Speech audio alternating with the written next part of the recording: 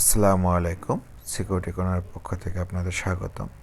আমরা গত 15/1/2023 তারিখে বুলতা গাউসিয়ায় অবস্থিত সাজ্জাদ প্যাকেজিংয়ের পূর্বে স্থাপনকৃত 9টি আইপি ক্যামেরা ট্রাবল শুটিং ও মেনটেন্যান্সের কাজ সম্পন্ন করি। ক্যামেরাগুলো পূর্বে কোনো এক প্রতিষ্ঠান থেকে সেবা নিয়েছিল। তারা বর্তমানে এই ব্যবসার সাথে সংযুক্ত না থাকায় ক্যামেরাগুলো অনেকদিন যাবৎ বন্ধ ছিল।